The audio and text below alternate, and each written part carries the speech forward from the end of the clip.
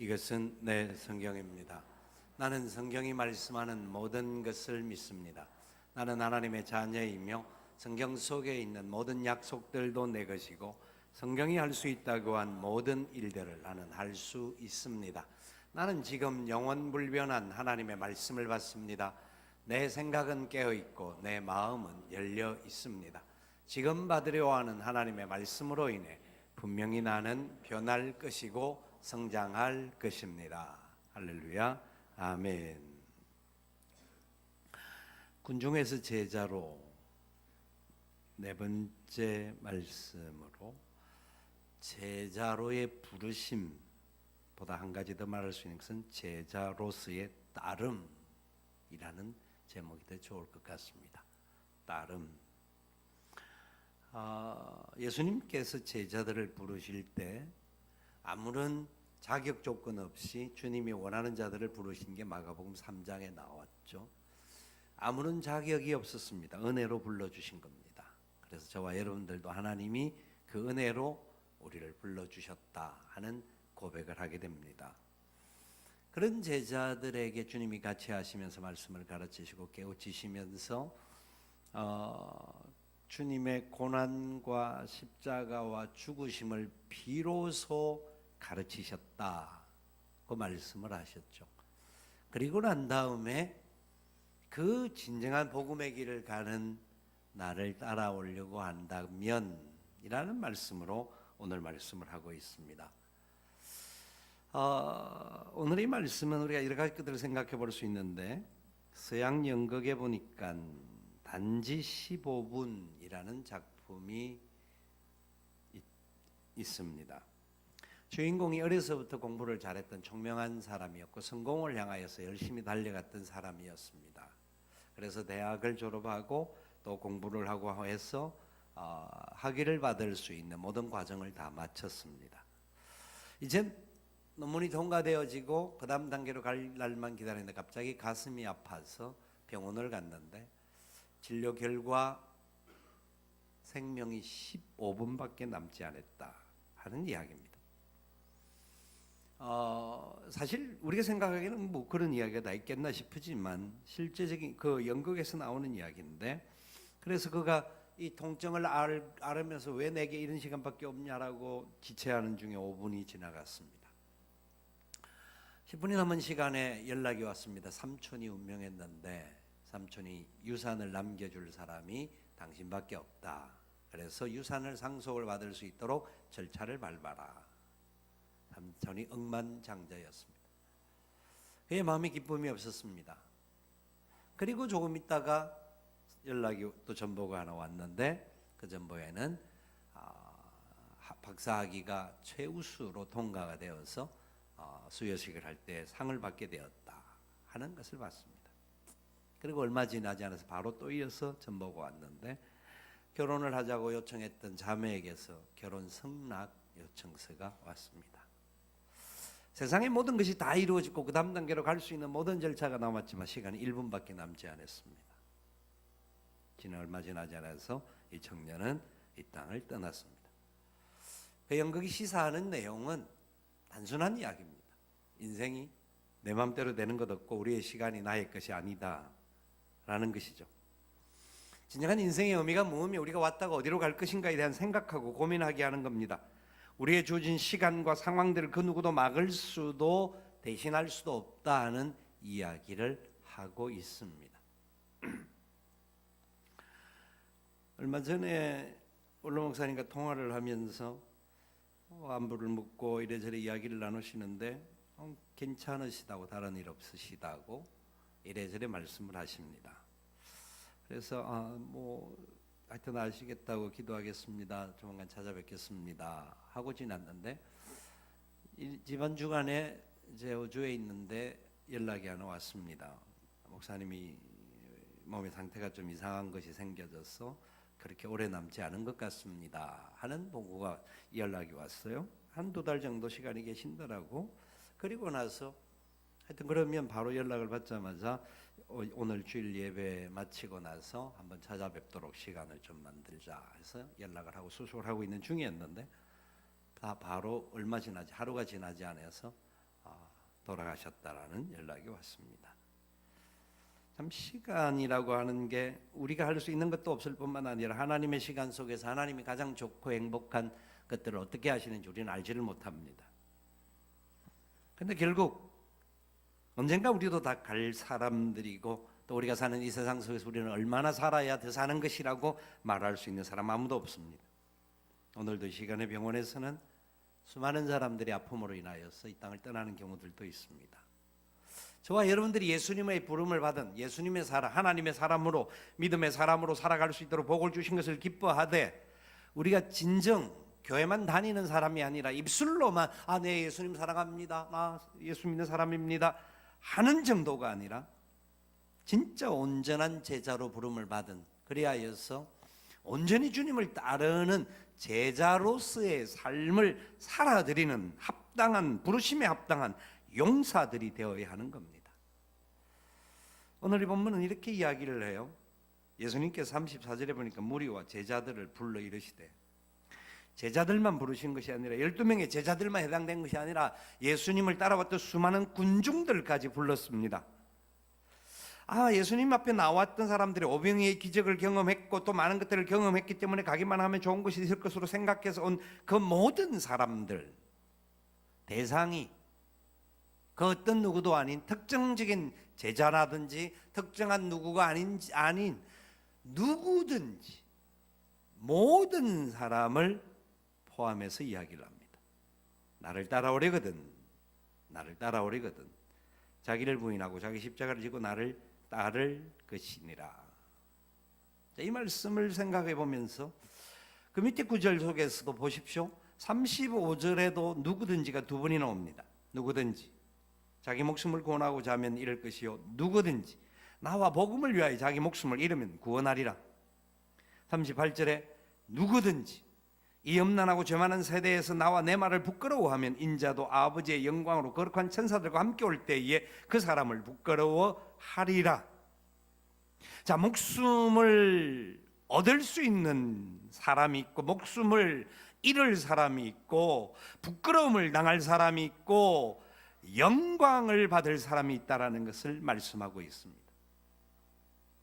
어느 특정한 사람이 아니라 누구든지라는 겁니다.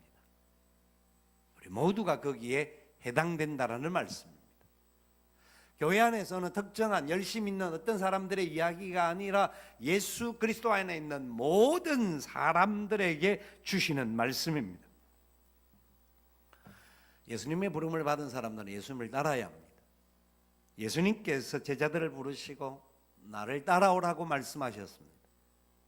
나를 따라야 될 것을 말씀해 주신 주님께서 예수님을 따르는, 쫓는, 부르심을 받은 제자로서의 살아가야 할 삶의 자리에 대하여서 철저하게 먼저 말씀하시는 것은 자기를 부인하라는 겁니다.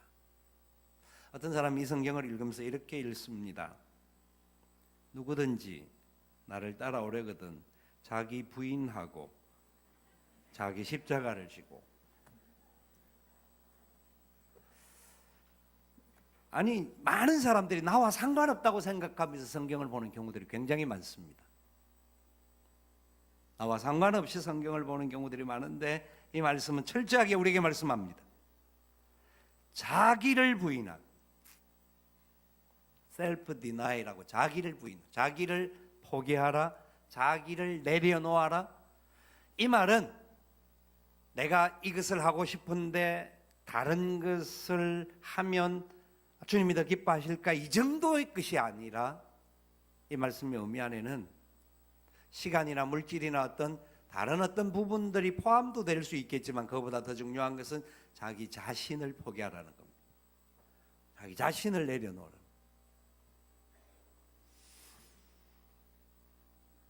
왜냐하면 이 세상 속에서 많은 사람들이 그렇게 살아가고 있기 때문입니다. 저는 구약 성경 전반적으로 보면 신약 성경도 마찬가지고 창세기부터 계시록까지 계속해서 나오는 이야기는 자기가 왕이 되려고 하는 싸움이냐 아니면 주님을 따르는 싸움이냐, 두 가지로 나누어진다고 봅니다. 에덴 동산의 범죄도 자기가 하나님과 같이 되고 싶었던 인간의 욕심에서 나온 것이었고, 그리고 그 이후에 계속되어졌던 삶 속에서 철저하게 자기중심적인 가치로서 사사시대에서는 철저하게 자기 소견에 옳은 대로 살아갔던 인생의 죄악의 문제가 나옵니다. 사도 바울은 이 고백을 하면서 로마서 7장에서 철저하게 자기를 중심으로 하는 나의 자아를 자랑하고 세우기를 원하는 사람들이 얼마나 곤고하고 답답한 길에 들어갈 것인가에 대해서 이야기를 합니다. 그래서 철저하게 자기와의 싸움을 해야 한다는 겁니다. 기독교 심리학자인 폴 비처라고 하는 사람이 이런 말을 했습니다. 우리 시대에 가장 무서운 종교가 있는데 그것은 자기 숭배 종교다. 교회를 다니기는 하지만 신앙생활을 오랫동안 했어. 그런데 그 사람의 중심에 여전히 자기 숭배 사상이 있다고 한다면 내가 그리스도인인지 점검해야 합니다. 탈북했던 탈북자들 중에서 특별히 지하교회에서 신앙생활을 하다가 목숨을 걸고 신앙생활을 하다 한국에 내려온 사람들이 얼마나 대한민국이 좋은 나라인지 너무나 좋아서 교회를 갔는데 교회 안에 있는 수많은 성도들을 바라보면서 철저하게 자기중심적이고 개인주의적이고 욕심에 가득 차 있는 모습들을 보면서 이게 진짜 기독교인가라고 회의를 했던 사람의 이야기를 들은 적이 있습니다. 우리는 수많은 사람들이 교회를 다닙니다. 신앙생활을 합니다. 그런데 얼마나 자기가 살아있는지는 점검해야 합니다. 그래서 주님이 말씀합니다. 자기를 부인하고 자기 생각, 자기 계획, 내 방법 어느 날 한순간에 안개와 같은 인생이기 때문에 사라질 날이 온다라는 것을 잊지 말아야 합니다.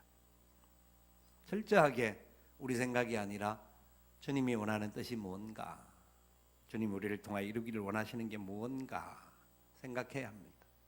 우리가 이미 살펴봤던 마가복음 1장 14절 15절에서 주님이 첫 공생에 시작하면서 외쳤던 메시지도 동일한 메시지였습니다. 하나님의 때가 찼고 하나님의 나라가 가까웠다. 그렇기 때문에 회개하고 하나님의 복음을 믿으라고 했습니다. 자기를 부인한다라는 것은 철저하게 내가 왕됨을 내려놓는, 내가 내 삶의 주인이 아니라 내 삶의 주인은 하나님의 나라, 바로 그 나라의 왕이신 하나님이요 예수님이요 성령님이심을 믿습니다. 이 고백을 하라는 겁니다. 그렇게 살아라는 겁니다. 자기를 부인하지 않고는 우리는 그 자리에 들어갈 수가 없습니다. 지금 현재 우리가 사는 이 세상은 철저하게 자기 PR 시대입니다. 자기 PR 시대고 세상은 그렇게 또 앞서가고 있습니다. 많은 성도들이 제가 외국에서 가서 집회를 하고 사람들을 만날 때마다 항상 느끼는 것은 교회 안에서의 삶과 세상의 삶이 굉장히 다르다라는 것을 느낍니다. 일반 사회에 나아가서는 좀 잘 사는 나라에 있는 우리나라 그 이주민들이 굉장히 어렵게 삽니다. 그래서 교회 안에 들어오면 자기가 왕노로 타려고 하는 사람들이 굉장히 많다라는 것을 느낍니다. 근데 교회가 자꾸 산으로 가고 쪼개지고 나누어지고 이런 형태가 많이 일어납니다. 왜냐하면 철저하게 세상은 소비자를 우대하는 세상입니다. 소비자 중심의 가치를 세상은 높여줍니다. 그래서 소비자 신학이 나올 정도입니다. 왜냐하면 어느 회사의 제품은 사고 1년이 지나도 2년이 지나서 가도 물건을 바꿔주는 회사가 있습니다. 이유는 한 가지입니다. 마음에 안 듭니다. 이렇게 말하면 바꿔준다는 겁니다. 그러니까 교회 와서도 소비자가 왕이다. 아닙니다. 저와 여러분 모두는 자기를 부인하는 하나님의 종임을 믿어야 합니다. 가정 안에서도 마찬가지고요. 우리의 모든 삶의 자리에서 철저하게 하나님의 왕되심을 믿고 따르는 자기를 부인하는 우리가 되어질 수 있기를 축복합니다. 두 번째로 주님께서 이렇게 말씀합니다. 자기를 부인하고 자기 십자가를 지고, 부인하는 게 그치지 않고 십자가를 지라는 겁니다. 이 두 말씀은 강조적인 말씀이기도 하고 이 두 말씀은 같은 의미의 어떤 말이기도 합니다. 그런데 좀 더 구체적으로 살펴보면 이렇습니다. 십자가는 로마의 권세와 형벌을 나타내는 상징이었습니다. 로마가 힘이 있고 그래서 죄악된 잘못된 사람들을 최고의 악하게 벌을 주는 게 십자가형이었습니다. 그러니까 십자가형을 받는다라는 것은 최고의 죄인들이 로마에 굴복당하는 것을 보여줍니다. 근데 우리 예수님은 죄악 때문에 로마의 심판에 들어간 것이 아니라 빌라도조차도 예수님이 죄 없다고 손을 닦았던 상황과 마찬가지로 주님은 스스로 그 십자가를 지신 분입니다. 왜요? 저와 여러분들을 위해서, 우리를 살리시려고. 그래서 주님의 십자가 이후의 십자가는 그전에는 저주의 십자가였고 그전에는 최고의 극한 형벌의 십자가였지만 그 십자가는 저와 여러분들의 가장 아름다운 사랑과 은혜와 축복의 십자가가 된 것입니다. 그 주님께서 우리에게 말씀합니다. 로마의 십자가에 끌려가는 너희들이 되지 말고 자기 십자가를 져라. 자기 십자가를 져라. 우리의 목숨을 드리는 한이 있더라도 주님의 복음을 위하여 바로 쫓아가야 한다라고 강조하고 계시는 말씀입니다. 지금 우리가 사는 이 시대에는 수많은 가치관들이 자리를 잡고 있습니다. 그 때문에 우리가 제대로 살려고 하면 세상 안에서 부딪힘이 일어나고 어떤 상황에서는 고난이 다가오는 그런 위기가 있는 세상입니다. 그런데 이 세상에서 우리는 그 누구도 고난을 받으려고 원치 않습니다. 고난을 받지 않을 뿐만 아니라 우리는 어떻게 하면 주님이 가는 그 길을 쫓아가면서 영광만 받을 것인가 생각하는 사람들이 많다라는 겁니다. 여러분, 교회를 다닌다라고 주님의 제자가 아닙니다. 교회 출석해서 앉아있는다고가 아닙니다. 내 삶의 자리 안에서 예수 그리스도를 위해서 내 목숨이라도 드려 줄 수 있는 삶을 살려고 우리는 발부둥을 쳐야 합니다. 십자가를 져야 합니다. 내가 죽는다라는 겁니다. 십자가 없이는 부활이 없습니다. 누가는 이 본문의 똑같은 말씀을 들어서 한 가지를 더 첨언해서 말합니다. 누구든지 나를 따라오거든 자기를 부인하고 날마다 제 십자가를 지고 나를 따를 것이니라. 그냥 한 번이 아니라는 겁니다. 매 순간마다 매 상황마다 십자가를 지고 주님을 따라와야 한다는 겁니다. 왜냐하면 우리 힘으로는 안 되고 우리의 정욕으로는 딴 길로 가기 쉬운 게 우리의 욕심 덩어리이기 때문에 인생은 그 길이 그렇다라는 겁니다. 그래서 우리는 십자가를, 주님이 지신 십자가, 내게 맡겨주신 십자가, 어떤 다른 부담과 힘이 아니라 내 자신을 쳐서 복종하면서 주님의 뜻 앞에 굴복하고 주님의 뜻이라고 하면 내 생명이라도 온전히 드리겠습니다라고 하는 그 십자가를 지라는 겁니다. 왜요? 이 고난, 이 십자가의 삶을 살아가는 자들에게는 장차 받을 영광이 얼마나 아름답게 나타날 것임을 약속하고 계십니다. 오늘 읽었던 이 본문에서도 동일하게 다른 뒤에 부분을 다 말씀을 드릴 수 없지만 주님을 위해서 복음을 들고 따라가고 주님을 위해서 목숨을 잃는 십자가를 지고 가는 사람은 온천하와도 바꿀 수 없는 영광을 얻게 된다라고 말합니다. 사람들은 세상에서 성공하고 배부르고 어떻게 하면 편하게 살까 하는 것에 관심을 갖습니다. 그리고 이 세상이 엄난하고 배역한 세대이기 때문에 나만 그 일에 들어가지 않으면 된다라고 우리만 살리고 발부둥치는 그런 구조가 많습니다. 저와 여러분이 날마다 십자가를 주님을 쫓아가야 한다는 겁니다. 영국 배우 안톤 레인지 이야기를 보았습니다. 이 사람은 30년 동안 예수님의 역할을 했던 연극 배우였습니다. 그는 무대에서 연극에 사용할 십자가를 세팅을 하고 준비하고 있었습니다. 상당한 시간이 있었는데 마침 그곳을 방문했던 여행객 부부가 그 안톤 레인지의 연극을 보려고 왔긴 왔지만 저 십자가를 한번 자기도 이렇게 들고 사진을 하나 찍고 싶어서 올라와서 부탁을 하니까 허락을 해줬습니다. 그런데 십자가를 들고 어깨에 매는데 매는 게 아니라 들기도 어렵더라는 겁니다. 너무 무거워서 끙끙대면서 드는데 그래서 그 안톤 레인지에게 물었답니다. 아니 연극을 하는데 왜 이래 십자가를 무거운 것을 사용합니까? 그냥 가벼운 걸 하면서 연기만 잘하면 되지 않습니까? 하는 이야기를 하니까 안톤 레인지는 대답하기를, 만일 내가 십자가의 무게를 느끼지 못했다고 한다면 지금까지 이 역할을 감당할 수가 없었을 것입니다 라는 겁니다. 십자가는 무겁습니다. 십자가는 어쩌면 우리의 생명과 바꿔야 하는 것인지도 모릅니다. 쉽지 않은 일일 수 있습니다. 근데 주님은 단언해서 말씀합니다. 날마다 자기 십자가를 지고 나를 쫓을 것이니라. 여러분의 십자가는 무엇입니까? 무엇에 여러분의 십자가고 무엇이 여러분들이 힘들게 하는 것을 생각합니까? 다른 어떤 환경일까요? 형편이고 조건일까요? 아닙니다. 바로 저와 여러분들이, 바로 우리 자신이 바로 그 십자가에 달려 죽어야 할 우리 자신임을 알아야 합니다.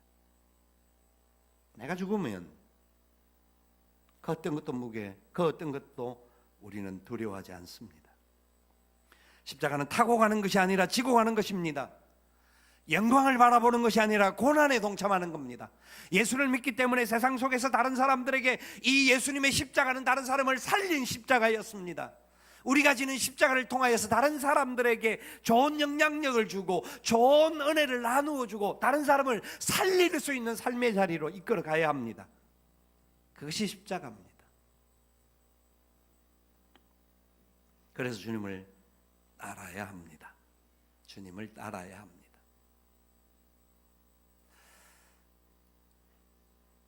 여러분, 예수 믿는 게 힘들고 어려운가요? 그냥 교회를 나오고 하면 됐지 뭐 그렇게 힘들게 살아야 되냐고 말하는지도 모릅니다. 아닙니다. 그게 바로 사는 겁니다.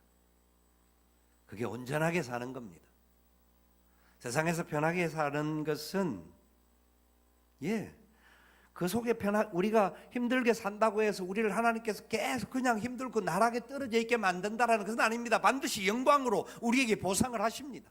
은혜의 자리로 우리에게 힘과 능력과 권세를 더하십니다. 왜냐하면 우리 힘으로는 감당할 수 없고 우리가 우리 스스로가 십자가를 질 수 없는 자인 걸 하나님이 아시기에 우리에게 보혜사 성령님을 보내어 주셨습니다. 우리와 함께 하신다는 겁니다. 우리가 감당할 수 있는 은혜를 누리게 하신다라는 겁니다.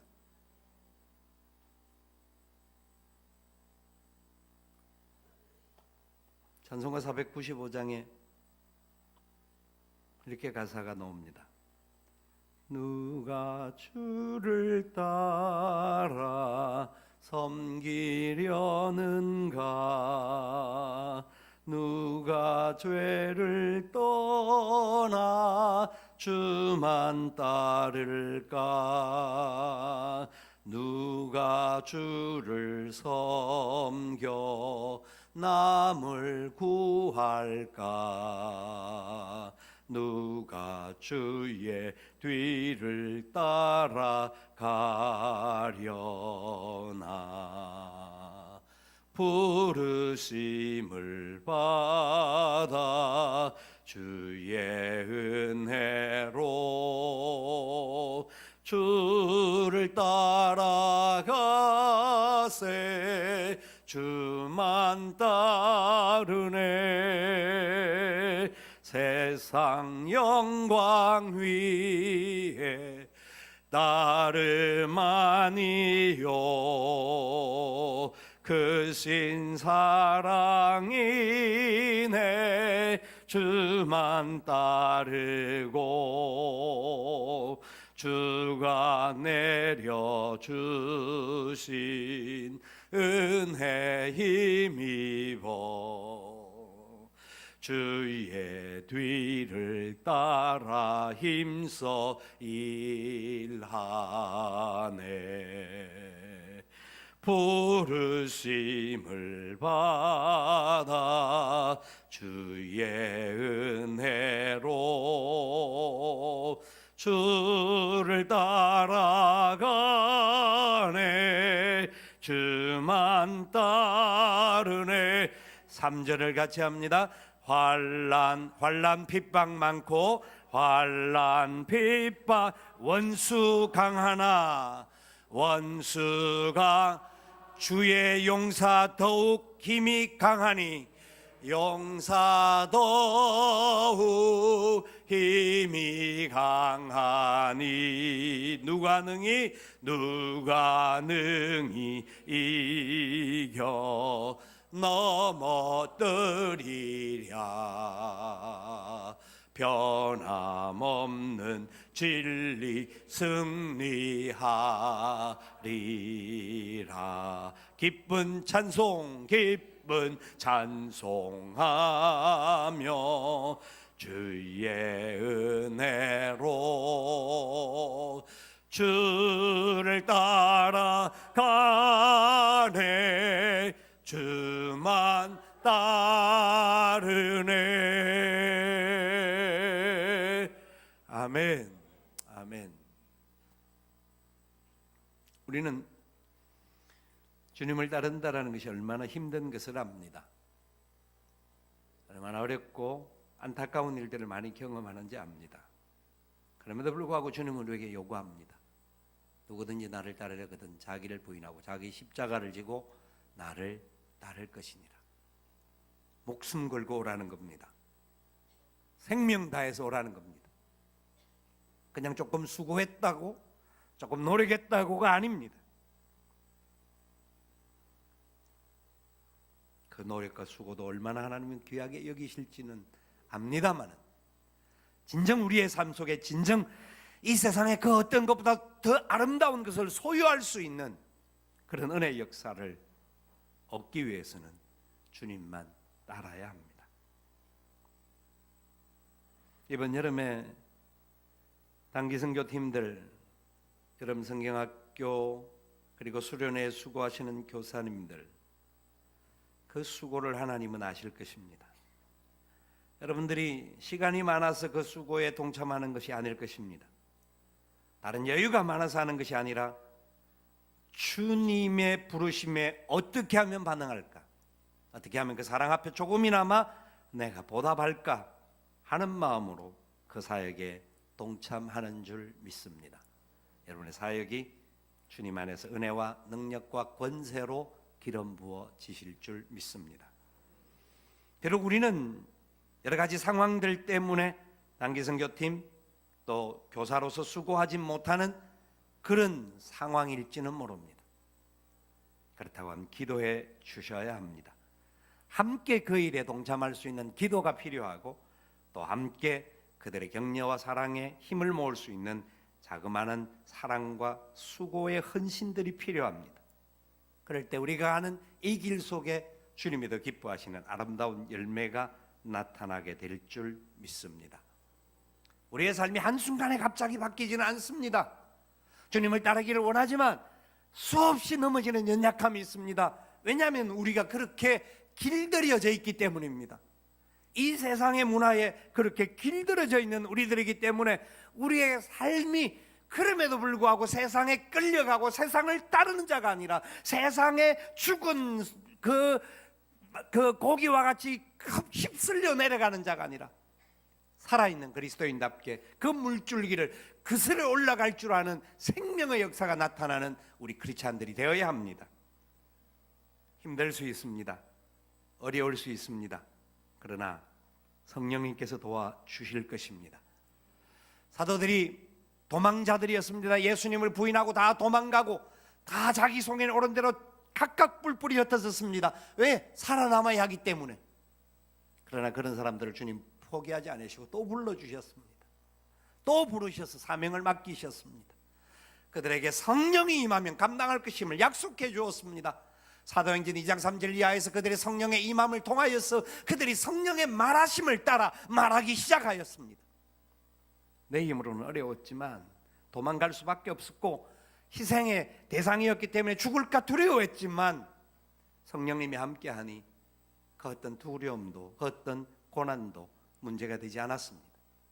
그런 자들 때문에 수많은 영혼들이 주 앞으로 돌아오는 은혜의 역사가 있었습니다. 여러분, 세상이 어렵고 힘들고 문제가 많고 안 된다고 우리는 볼 수밖에 없는 그런 구조입니다. 그러나 스데반 집사 같은 분도, 그분은 그렇게 탁월한 세상적인 것들을 가진 분이 아님에도 불구하고 그가 성령과 믿음이 충만한 삶을 살았던 사람으로서 돌팔매기를 맞아서 죽어가는 순간에도 예수 그리스도의 복음 가지고 그는 십자가 지고 마지막까지 갔던 생명의 역사를 이루었던 사람입니다. 우리는 이 땅을 살아가면서 우리 때문에 다른 사람이 영향을 받고 우리가 지고 있는 십자가 때문에 다른 사람이 살아나는 그런 역사를 경험해야 합니다. 성경은 수많은 부분에서 말합니다. 어리석은 부자가 되지 말라. 네가 많은 것을 가지고 있느냐? 창고를 쌓아서 더 쌓을 데가 없다고 이제는 편하게 쉬고 싶고 편하게 놀고 싶다고 말하느냐? 어리석은 자의 네 생명이 누구의 것인 줄 아느냐? 오늘 밤에 내가 네 생명을 취해간다고 한다면 너는 그 모든 것을 어떻게 하려고 생각하느냐? 성경은 단호하게 이야기합니다. 우리를 안개와 같은 인생이라고 합니다. 올 때는 순서가 있지만 갈 때는 순서가 없다라는 겁니다.